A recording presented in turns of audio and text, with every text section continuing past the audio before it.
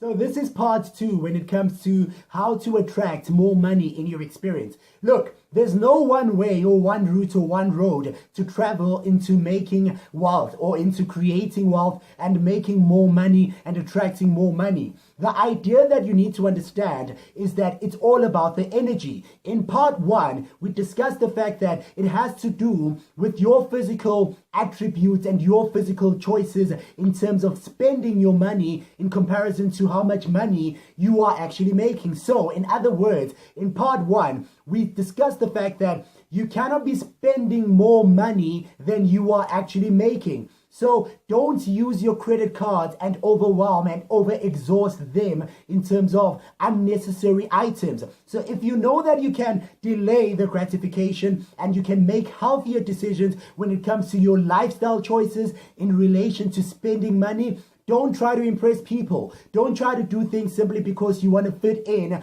for the moment. Every human being has got their own experiences to live out in this life. So stay in your lane. Don't try to do things because everyone else around you is doing the same thing. Buying expensive clothes, buying expensive items, buying expensive cars, buying expensive this, expensive that.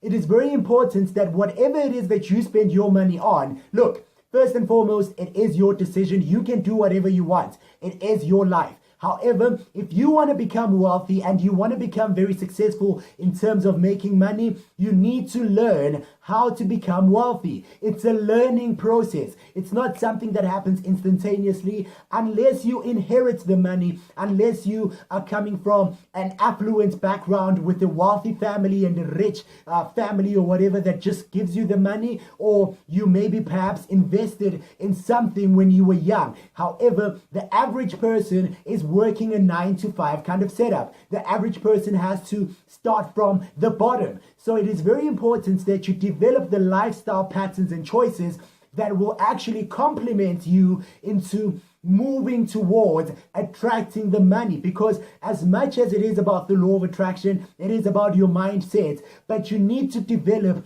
the habits physically that will support and supplement and complement the mindset, so that it makes it easier for you to attract the wealth. Because if you are in debt and you are spending more money than you're making, and you are always doing things like living large and spending too much money in fancy restaurants and buying too many clothes and investing in too many things that don't bring in money, then you are obviously digging a grave and digging a hole for your financial well-being. So it is very important that you sit down and actually have a genuine conversation with yourself in relation to your personal actions, decisions, and conditions in terms of your lifestyle.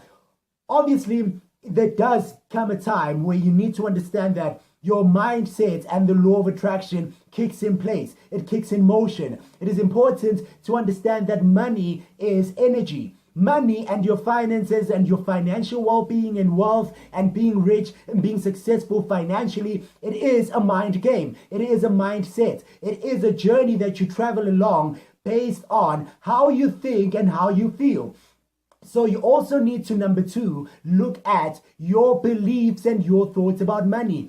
Do you have beliefs that maybe they were conditioned upon you? Maybe your parents kept on telling you this thing, that money doesn't grow on trees and that you've got to work hard, and evil people, have money, and evil people, then money and all. What beliefs do you have about money? So you need to also observe and pay attention to your beliefs about money, because maybe your beliefs are actually stopping you from attracting the money. Do you think that money is evil? Because you've got to understand one thing. Money is nothing but energy. Money is literally something that was invented within this modern era. Back in the day, money was in the form of different things. Banking systems and digital money and digital currencies and the bitcoins and all these different opportunities behind making money did not exist back in the day. Centuries ago, they did not exist. So money is a man-made concept.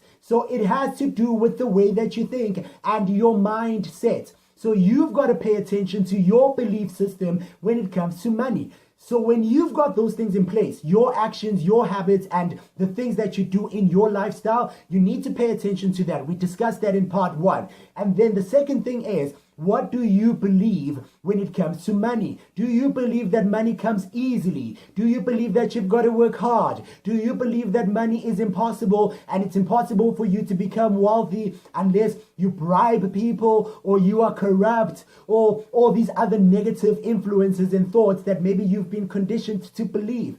What do you believe? Because what you believe about money will stop you and delay you and hinder you, and pretty much it will prevent you from receiving and being receptive and attracting the money that you want and deserve and need.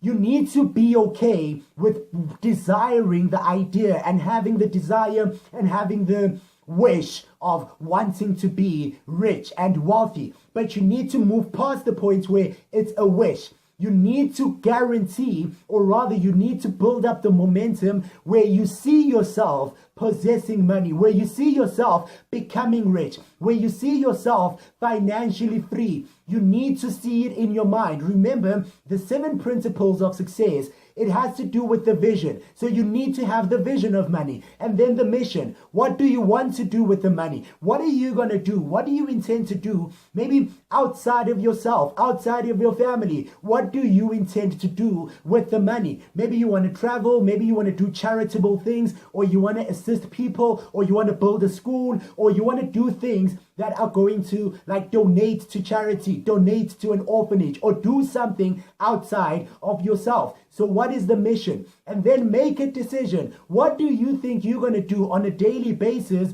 to improve your thoughts, your thinking, your actions, your lifestyle choices, your habits? Decide to do something that will improve your financial well-being. Read more books that have to do with financial success. Find more people that are wealthy. Observe and pay attention to people that are successful financially. Make that decision. And of course, the projection. Project the idea of money. Project more visuals, more visions, more imaginations, and more anticipation and expectations about you being very successful in relation to money. And then, of course, number 5, when it comes to the 7 principles of success, number 5 is application. So you need to take the action steps. You need to do things that are going to help you. So once you've projected it and you've decided and you've got the mission and you've got the vision, you need to do something about it. Start a business, start a company, go and save, open up an account to save. Save 10% of your income every month.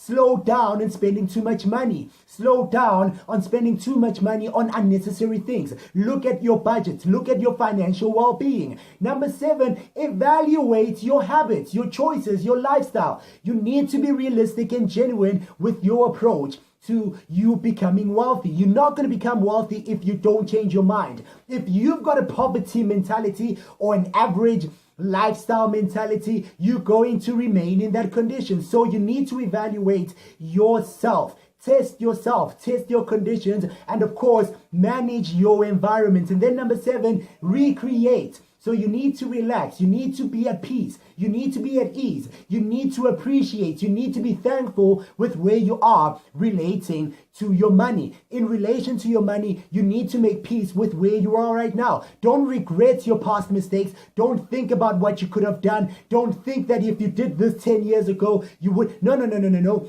Relax. Take a breath.